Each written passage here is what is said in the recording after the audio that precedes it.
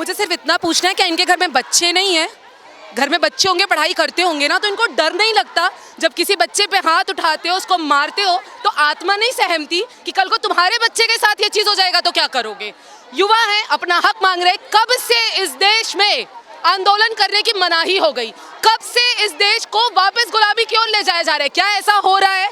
मैं आपके माध्यम से जनता से पूछ रही हूँ, आप बताइए। आपका बच्चा होता तो जितने बच्चे नहीं आए, इस तरीके से कूटा पीटा जा रहा था, जान के पत्थर रख दिए गए थे कि बच्चे पत्थर करें तो उल्टा पकड़कर उनको मारा जाए। तो मुझे लगता है कि शर्म आनी चाहिए भारतीय जनता पार्टी को, शर्म आनी चाहिए मोदी सरकार को, और शर्म आनी चाहिए इनके खरीदे हुए प्रशासन को। पेपर लीक हो रहा है, धर्मेंद्र प्रधान का इस्तीफा मांगा जा रहा है। धर्मेंद्र प्रधान ऐसी कौन सी चीज है कि देश के प्रधानमंत्री उनको बचाने के लिए लाखों युवाओं पर लाठियां बरसा सकते हैं? क्या पता क्या कनेक्शन है, उड़ीसा की बात है कि कौन सी बात है कि उड़ीसा छिन जाएगा? मुझे तो यही समझ में आ रहा है, क्योंकि कभी एप्स्टीन फाइल को छुपाने के लिए चीजें की जाती है, कभी किसी चीज के लिए। एक व्यक्ति का इस्तीफा, वो भी एक ऐसे देश में, एक लोकतांत्रिक देश में, जहां पर जवाबदेही तय होनी चाहिए। आपसे गलती हुई है, जनता आपसे जवाब मांग रही है, आप जवाब दीजिए, अपनी गद्दी छोड़ दीजिए, लेकिन लालची हैं। लेकिन कल जिस तरह से युवाओं को पीटा, आप तो महिला हैं खुद, तमाम बच्चों के इस तरह के वीडियो सामने आए, कपड़े फाड़ दिए, ऐसे वीडियो थे, ब्लर करना पड़ रहा था। पुलिस प्रशासन को एकदम भी ये नहीं हुआ कि वो क्या कर रहे हैं। भाई साहब, मेरे को लगता है निर्दयी हो गए ये लोग।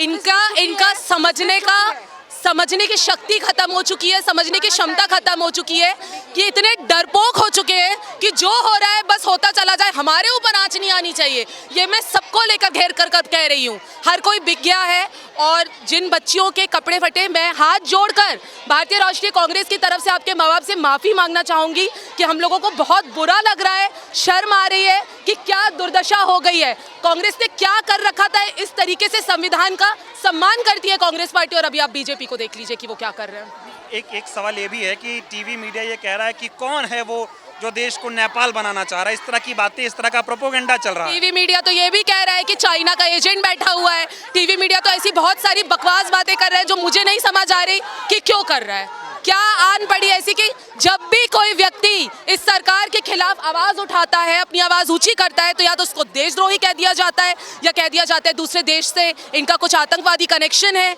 या इस प्रकार पूरी तरीके से इसको मोड़ दिया जाता है। तो मैं समझती हूँ कि आज इस देश की हालत ये हो चुकी है कि अगर आप सवाल उठाएंगे नॉर्मल सिंपल सा, इवन महंगाई को लेकर भी बोलेंगे तो बोलेंगे चुप, बात मत करना।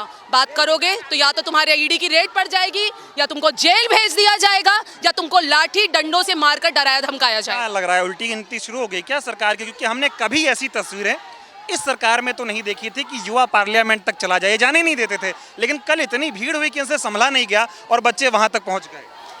मैं ये समझ रही हूँ कि 2019 में 100% बदलाव आएगा। 100% राहुल गांधी जी ही आने वाले हैं, क्योंकि अब लोग समझ रहे हैं कि एक पढ़े लिखे समझदार नेता की ज़रूरत है इस देश को, जो महंगाई, बेरोजगारी, पेपर लीक जैसे मुद्दों पर आपसे बात करे, आपकी बात सुने। एक ऐसा व्यक्ति जो 4000 किलोमीटर पैदल चलकर जनता की आवाज़ सुना है, जनता की आवाज़ बना है, और इस देश की नींव को समझा है उसने, गरीबी को जाना है। हवाई जहाज में घूम के लाखों का खर्चा नहीं कर दिया।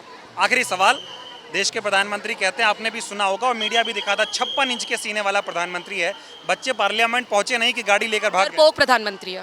Thank you. डरपोक प्रधानमंत्री है, डरपोक प्रधानमंत्री है।